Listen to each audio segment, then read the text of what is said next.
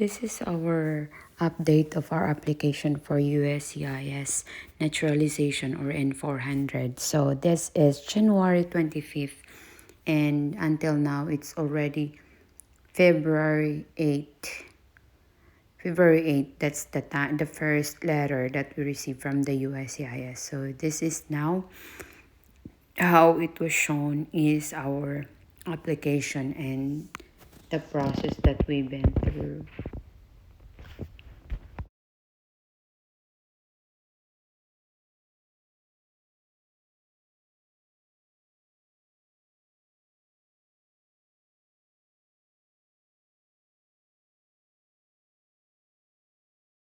Hello everybody, so now I'm going to tell you or share with you our experience again about the process of N-400 or naturalization. We applied last year but it was all rejected because it did not reach to 3 years since I was a resident, or you have to start the process when it's already 90 days before you are 3 years. If you are married to a US citizen, you have to make sure that you are exact 3 years or 90 days before you become 3 years as a resident in the US. So since we filed the 3-year rule, because I am married with American citizen, so we filed the 3-year rule. That's the reason why. So now we applied our application January 25th. We sent the application January 25th. Then they receive our letter, which is January 27. And then we receive a text or a text messages from the USCIS Arizona. It's stated USCIS Arizona that they receive our application and the receipt will be sent via mail because we apply by post mail or USPS. So we did not apply online. So until now we're waiting for that letter. Okay, so it's already January 31st today, and I got really like I want to check our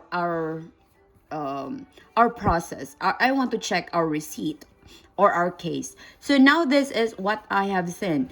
Case is being actively reviewed by USCIS. As of January 31st, 2022, we are actively reviewing your Form N-400 application for naturalization. Receipt number, so it started IOA. And then it stated, our records show nothing is outstanding at this time. We will let you know if we need anything from you.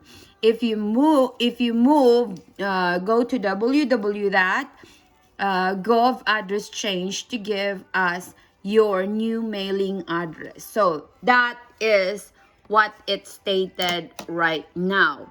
So we did not or we are rejected. We are just rejected last year because I am thinking it based on our marriage. Like that's what it stated. If it based on marriage, you should apply for 3-year rule. But the way I have understand is really wrong. So I hope to those who wants to apply also, I hope my experience is also, it will help you also, because I share this for everybody to help everybody who are planning to apply for your citizenship. Okay, especially those who married with a US citizen. So we are applying for that US citizenship last year because we're married and because we want to undergo the 3-year rule. But after that, when we applied, oh my, it was rejected because it did not mean that you have to apply when you are 3-year married. you will apply 90 days before you are you have to apply 90 days before you become 3 years as a resident, not as married, but as resident, as married and as a resident. So that's what it means. So that's the reason why we are rejected last year. So since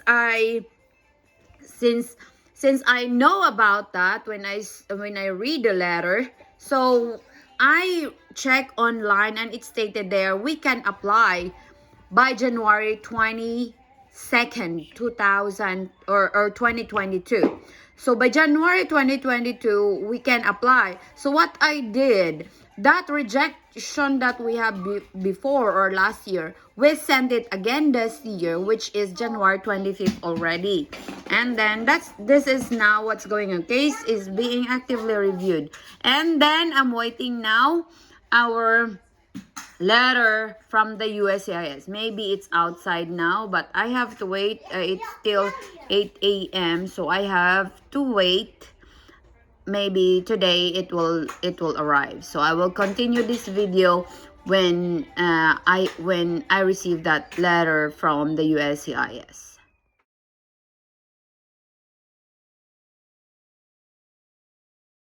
This is the first letter that we received from the USCIS after the application that we sent to the USCIS last it's like May, then August, then October, then we sent also December, I think, and then it stated there that we really need to wait until January. So now we have this is from the USCIS. This is the first letter. So we sent that they accepted our application. It was January, we sent it January 25th, then they received it January 27. Then I got a text from the USCIS that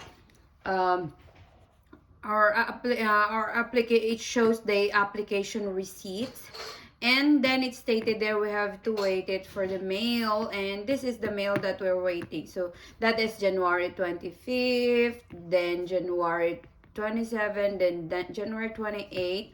Then our case was changed January 31, that they are reviewing our case. And then now this is the letter. So let's open it. Let's try to open. Let's see what's inside.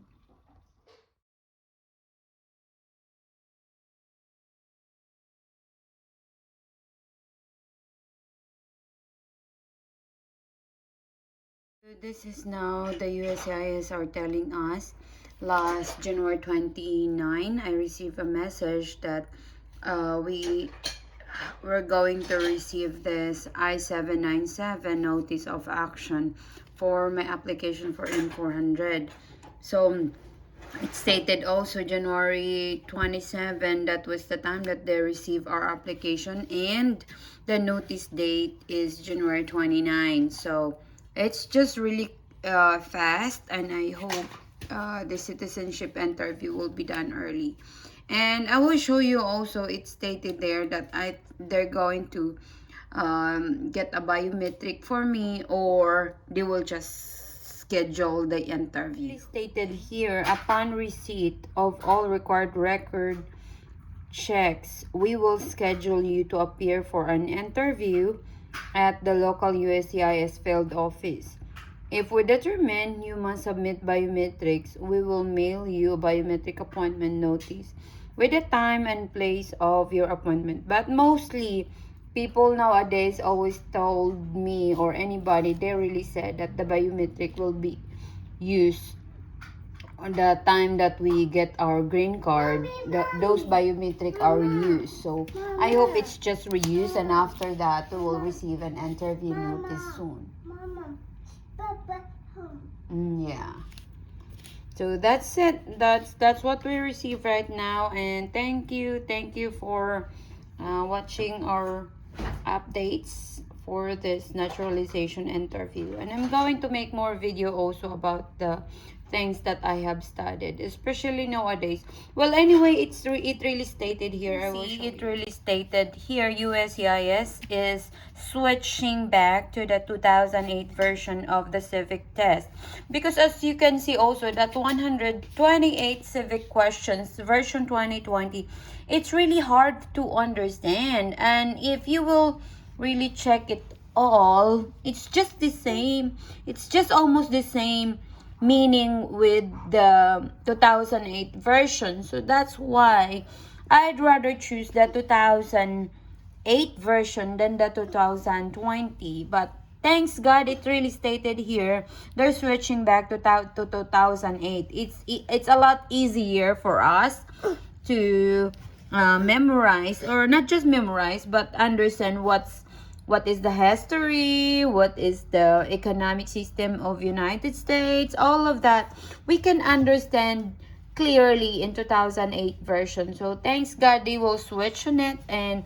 so now I'm going to study that 2008 version instead of 2020, because in 2020 questions, it really stated there that it's 128 civic test questions that we need to study, and they will ask 20 questions, and you have to answer 12 out of 20. So I feel like if you can answer correctly 12, you will pass. But unlike in 2028 version, 2008 version, it's just 10 questions, but if you answer 6, you're done. So that's what is really the difference. So I love 2008 because it's a lot easier to memorize on it, and you know that's what we used to study since before. So thanks God they switch it. So have a nice day, everyone. Thank you for watching, and keep watching us with all the updates, and I will share you all what's going on, especially during the interview, what are the questions that I receive, all of that, so that you can get an information or an info also, or something like a hint what are the things that you're going to study for your interview this 2022. Okay, thank you for watching. Bye bye.